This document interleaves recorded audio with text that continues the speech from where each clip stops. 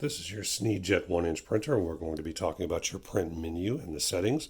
So from the main menu, select Print. That's going to take you into your print menu. The first option is your print settings. This is also accessible from the main menu. The first option you have is your print mode. This is where you would select either your key trigger for the handheld version, an external sensor for the automatic version like this, or automatic if you wanted the system to operate off of an encoder wheel and print at a given interval. Next is your direction. This allows you to select whether the product is coming from the bracket side towards the screen side, or from the screen side towards the bracket side, or if you even needed to print it upside down in either one of those directions. You also have your speed setting. 0 is your fastest, 100 is your slowest.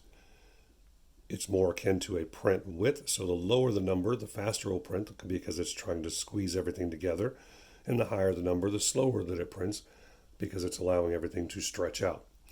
The interval is your print delay. That's from when the sensor reads the leading edge of the product until it actually begins to print. We have your print width. That option is only going to be available if you have the encoder wheel or sync wheel engaged.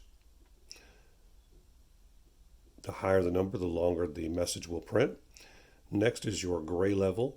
The gray level is going to be a boldness. The higher the number, the more ink that's used, and the darker the print. And again, the sync wheel, this allows the system to know whether or not to choose or use an encoder input.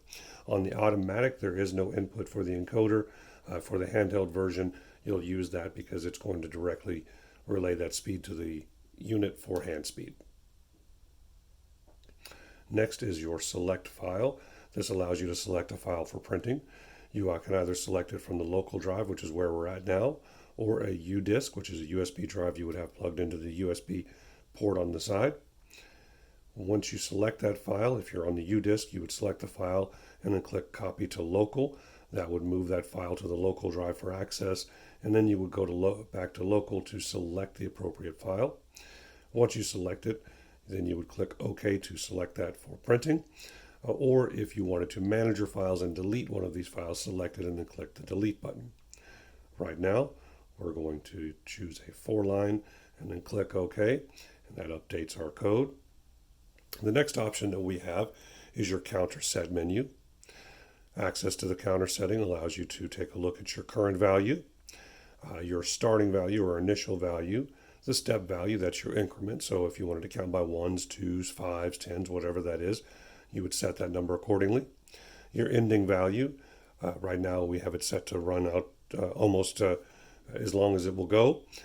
But if you needed that to end at 10 or 500 or 5,000, whatever that number is, you would set that, and after it reached that number, it would go back to the initial value. It also keeps track of your current print count. This is independent of the actual counter, but this number can also be reset if you wanted to keep track of your daily, weekly, or monthly print totals. We'll go back to the main screen here, and the last option there on this side is Return. That takes you back to the main menu, and here, of course, if you wanted to print, you would click on the Print button. We don't have a cartridge engaged, so it's not going to print. But we also want to note out that you have the print preview area here with the ruler. This should tell you how tall that everything is printing. This is what we call a WYSIWYG. What you see is what you get.